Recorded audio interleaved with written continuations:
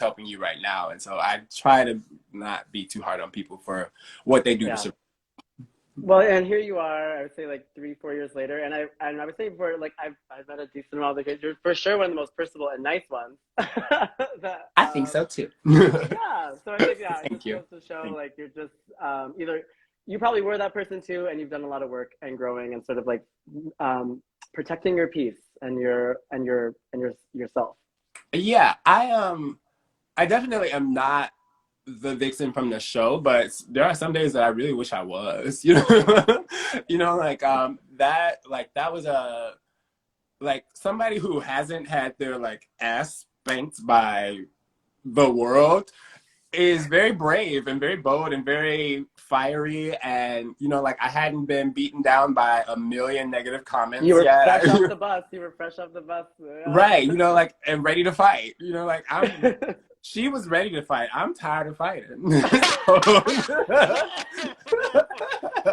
If you do also, I'm tired of that. Right, yeah. That'd be good. But I mean, that resonates too. I mean, I remember when I came in, I was like, I'm gonna change everything. This is all, and like it is. You have to find that way to balance trying to make things better on a regular basis, but you have to pick your battles. And I Yeah, think that and if maturing, you're I guess. gonna do it for the long run, like it has to be sustainable. And if you are fighting every day, you are getting scars every day, you are bleeding every day. It's not healthy. Yeah. And now you kind of do like I would say like little like motivational daily reel things. So what kind of spurred that? It's funny. It really happened like so organically. You would have like I wish I would have thought of it earlier. I'm such like how aunties like find emojis or bitmojis and then you just can't stop them from making 100 of them. That I'm an old that's person for sure. that my mom is so good at bitmoji. It's really creepy. But like that's kind of what I'm doing now. Like one of my friends, I like said something to them in a message and they were like, "Oh, bitch, that's the tweet. That's the reel." And I was like, "Oh, I should make that a reel." And so I did. And then I was like, "Oh, that was fun." And so every time I get like a little epiphany about like self-care or something, I just put it up. And it's And you're very lyrical too. You're a lyricist, so it always yeah. maybe like rhymes or just flows really well, which Yeah, is so good. like I make songs, I write music. I've written music my whole life, and what always happens is that like I almost feel like I'm not writing music, I'm just writing down what like the ghosts are whispering to me because I'll just like August Rush. get Where does the music come from? because I was just like oh, I remember that. I was just like I'll hear these like two lines in my head and I'll like stew on them, and then two lines becomes four lines, and then I'm like, okay, now I got a whole song. And so yeah, that's what I've been doing is just like philosophy that comes up in my head or like lyrics that comes up in my head. I've been sharing a lot of like old poems and stuff like that, but stuff that like has helped me like deal with the drama of it all. I'm like, this would be helpful to a lot of other people. And so sharing it feels really good.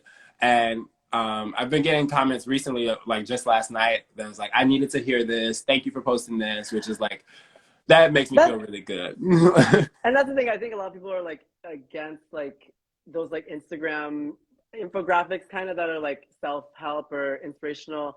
And I get it. Like they're definitely not like fixing anything. But sometimes it's really nice to have a breakup from whatever else is on your feed to just take a moment to think about something. You're like, oh yeah, this is something that Yeah. either I can do for myself or I am doing for myself, and I should feel Yeah. proud. Like if you're in your head and you're spiraling and you're online and then you see something that's motivational I'm or always just spiraling. same. And so like those like who I really love is the like Blocksmith balloon guy who like posts those like That's so funny. He's like what he lives in Portland. He's like oh one my of god. like, and he's very controversial because a lot of people spend a lot of time hating on him. But And it's I just like a couple last week I was just defending him on Twitter because it was like this man is not hurting anybody. This man is he doing is nothing. the nicest. He is nice to a fault. In Yeah, like all he's doing is sharing motivational posts. Like, and why are we as a society against somebody spreading love? Like, what is up? categorically, and like the thing is too, like, and he's super chill about it too. Like it used to sort of bother him, but now he kind of like rolls with the punches. He loves the funny, when But people take the things and say like eat But you piss or know what? something. And this, I learned this after Drag Race too, is like when you try to change the world, no matter how big or small, when you try to change the world will try to change you. It's like whenever you try to create change, there will be pushback. Like if you try to like, anytime that I'm on Twitter and I'm just like talking about things that we could do better as a community, people come out of the fucking woodwork like, how dare you tell me what I could do? Or like even like we were talking about like circuit board stuff. I am always trying to bridge and band-aid the divide between the queer community and the circuit community because they are both just gay The same. communities. They're Girl, and just it's drag. communities. When they get in their little out, and they have the thing. This matches that, and this the bandana, and the fanny pack, and the socks because they can't wear anything. But really, they have to have a lot. They have a lot of You shit. need a place to put your phone. Yeah. And the G, and the drugs, Yeah. and all their shit. Drag, full drag. Drag, Yeah. full drag. It's gay people getting dressed up to go to a party. Why are you mad at that? Like, Yeah. No, I would love to talk about that because that's I just got really blessed because I have a friend who I've known for a long time, and they sort of introduced me to the circuit gays in Seattle, which is, you know, when those cities that are bigger, Seattle, Chicago, Minneapolis is getting one, obviously New York and LA, it's intense. Those people are not, I would say, like, they are, because the queer community has it too. Again, I see parallels. You have to really get some running starts to get into it and feel comfortable in that space. Like, yeah, but how'd you get into that? oh, so I got into it because actually just the funny part is doing drag is what got me into it. I was hired to just perform. Like me and Kimchi booked me for a show that started right before a circuit party. And you used to be able to see me, Shay, Trixie, Pearl, and Kimchi for $5 right before a circuit party. It was awesome. And so then I like like the that. circuit party started having pop-up performances like at 3 a.m. And so I would do the performance, but I would like just stay in the dressing room afterwards and I'd be like, ooh, those boys are crazy up there. And then A lot eventually of like, unresolved issues, a lot of things that people should go to therapy but for. to me, I don't know why they live in so much. It's just smoke and fog and lights, but Oh, I see. I figured out what was missing. But so yeah, then that was my entry to it, and then I was like, oh, I get it now. And but it really just like showed me it's like everybody is just here to have a good time. It's like no matter what drugs you're taking, what you're drinking, what you're wearing, everybody comes to the club to have a good time. And like, why are you telling somebody else how to have their good time? Well, again, I just feel like you tweeted once about like body dysmorphia, obviously a huge thing in the queer and trans community, and the circuit gays deal with it too. And like obviously, like another way their bodies are traditionally accepted, but because of the hierarchical setup the circuit scene is in, you're never good enough. And that it really, I sense it every time I'm in a room with circuit people. I feel really, I'm like, I don't have sex with you because it'll probably be boring, and I just want to like get to know you as a person. And they're like, But this is the gag. There has been yeah. so many times where I'm like at a circuit party or an after party and just doing my own thing and living my life.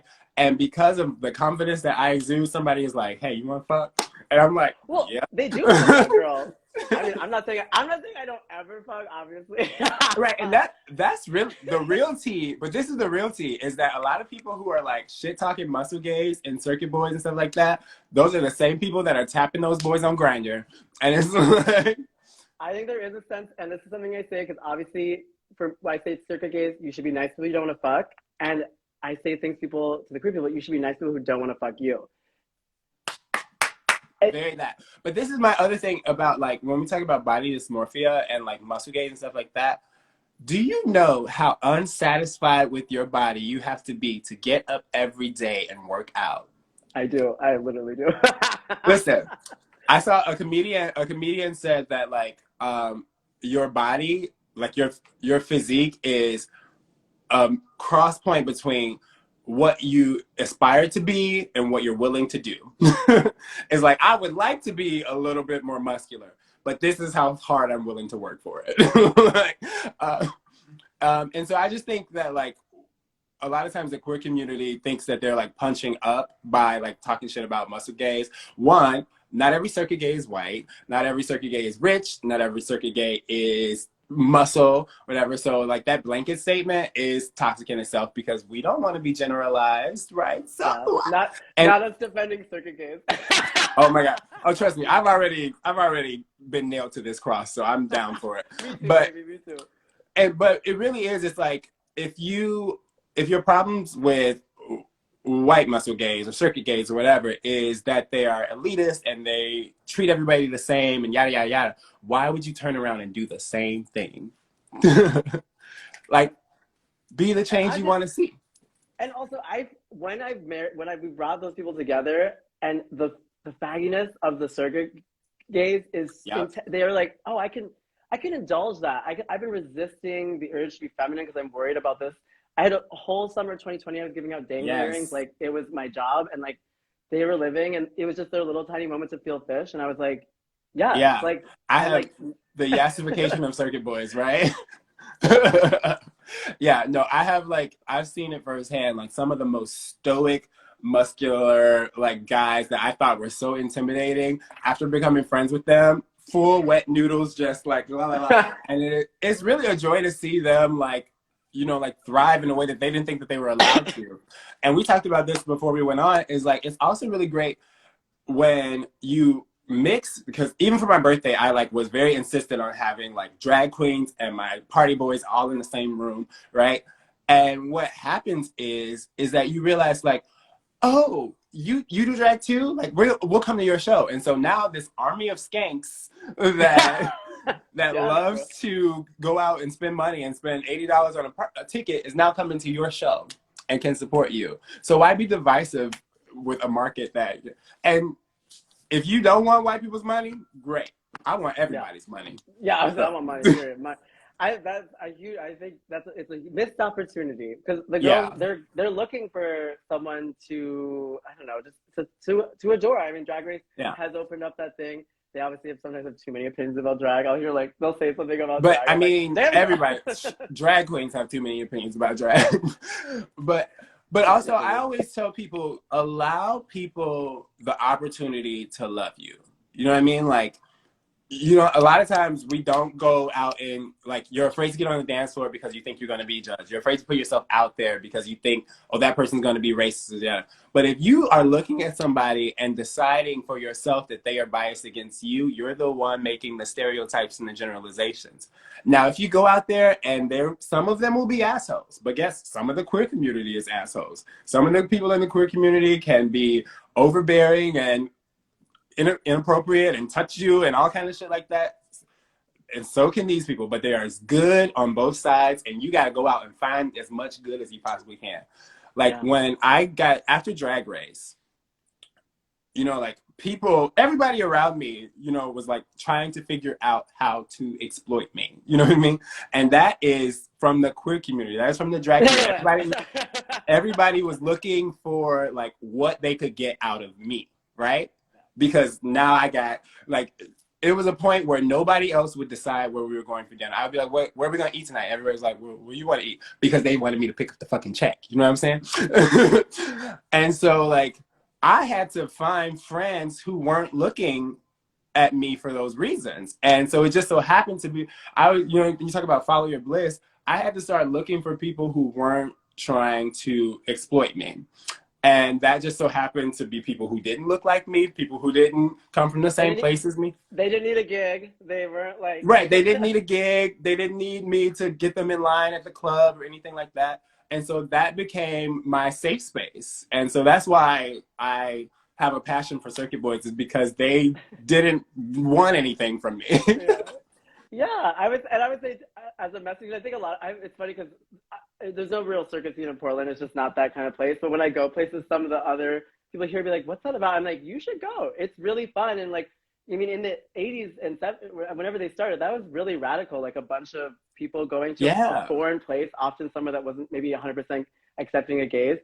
It has some real value in terms of like feeling like you can be your gayest self. Yeah. Like every person's trying to outgay the other one, and that's fun. Yeah. And then like especially me like in a gay space, like having a very recognizable face, it is wonderful to just get lost in the crowd and be able to just like lose myself and do my own thing. And then of course, like once every hour somebody's like, oh my God, are you the vixen? And I'm like, okay, yeah, suck my dick, shut up. Anyway, bye. Yes. Okay, did you have fun at Market Days? What do you think? Oh, I love market days. I wish I would have. Well, we met for like 2 seconds, but I had an after party. You would have loved it. I was there. Oh Why was shit! it, Well, maybe it now wasn't you at know the how. girl. Now You you know how always much turn fun girl. I had I at was market there. days. Girl, wasn't it? It was like the Sunday. It was or something, whatever. I mean, Yeah, yeah, that was a marathon, not a sprint. And literally, a big bunch of us Portland girls went, and like phones were lost. yeah, Like people got in fights. Like it was the whole. It was an yeah. adventure. I felt Market like days is like that's my favorite time of year in Chicago is market days for sure. yeah, I think it's just really something to be said about like if everybody in your circle, if everybody that you have community with comes from the same struggle, is going through the same struggle, who can help you? What are you learning from?